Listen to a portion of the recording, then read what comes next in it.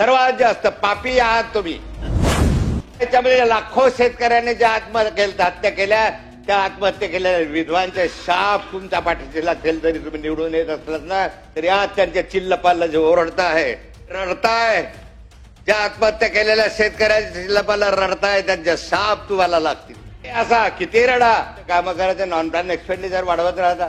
शेतकऱ्यांच्या कापसाच्या संदर्भामध्ये अर्थमंत्र्यांनी एक शब्द उच्चारला नाही।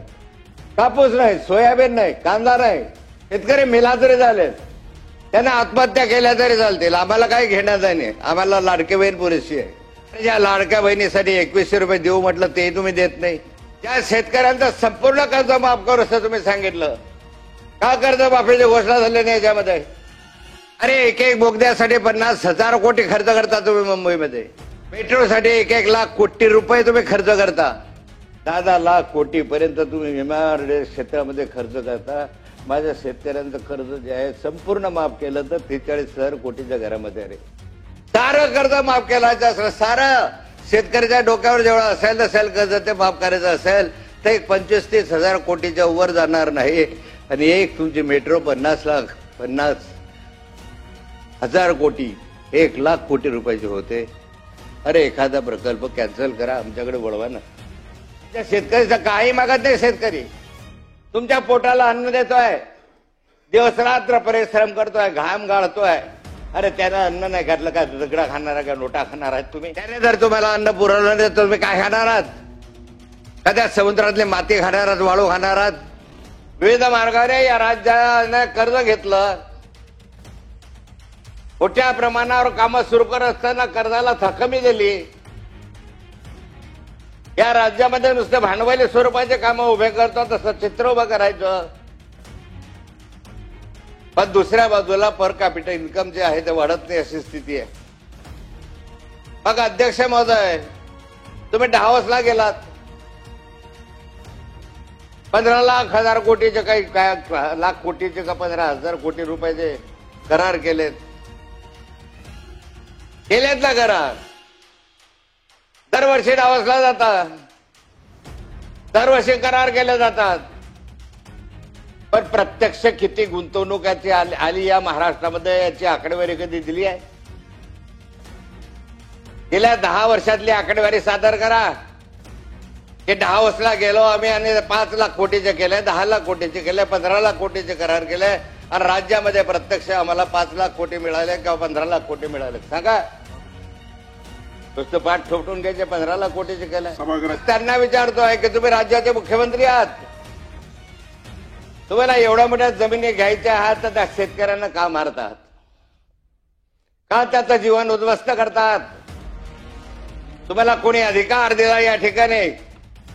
एका ठिकाणी समृद्धी मार्ग तुमचा लाडका मार्ग आहे, एका ठिकाणी शक्तीपीठासाठी तुम्ही प्रयत्न करतात, त्यासाठी वेगळे भाव देणार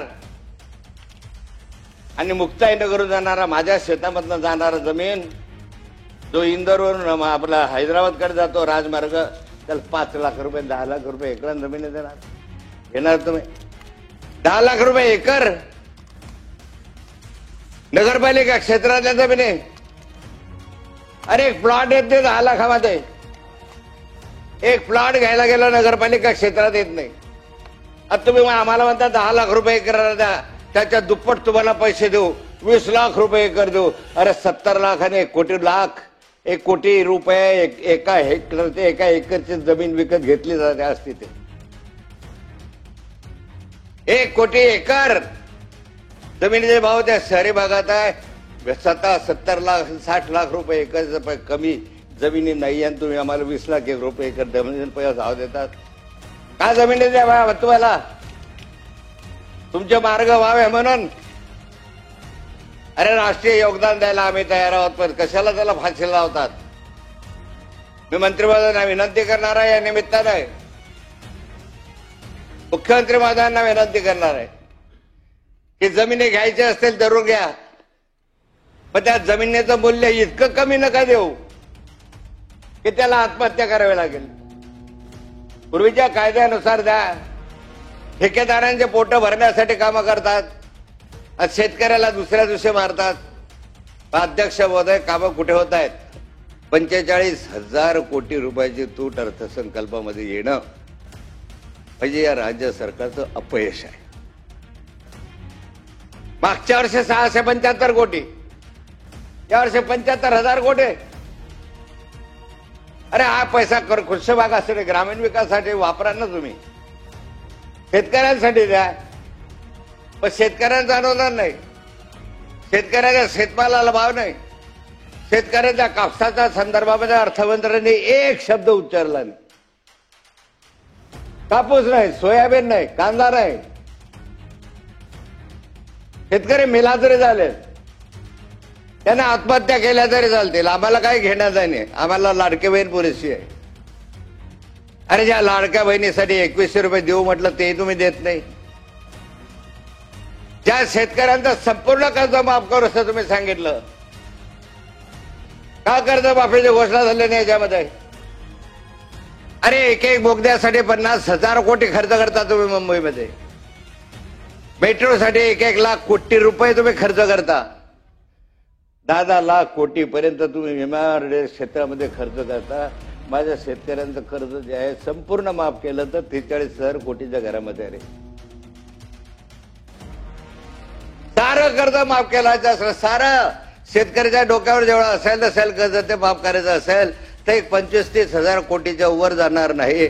आणि एक तुमची मेट्रो 50,000 कोटी, 1 लाख कोटी रुपयाचे होते. अरे एखादा प्रकल्प कॅन्सल करा, आमच्याकडे वळवा ना. आमच्या शेतकऱ्याचं काही मागत नाही. शेतकरी तुमच्या पोटाला अन्न देतोय, दिवसरात्र परिश्रम करतोय, घाम गाळतोय. अरे त्यानं अन्न नाही घातलं का दगडा खाणार का नोटा खाणार आहात तुम्ही? त्याने जर तुम्हाला अन्न पुरवलं नाही तर तुम्ही काय खाणार आहात? कदा समुद्रातली माती खाणार आहात, वाळू खाणार आहात? अध्यक्ष महोदय, या शेतकऱ्याला सर्वात जास्त दुर्लक्षित केलं असेल तर तुम्ही केलं. सर्वात जास्त पापी आहात तुम्ही.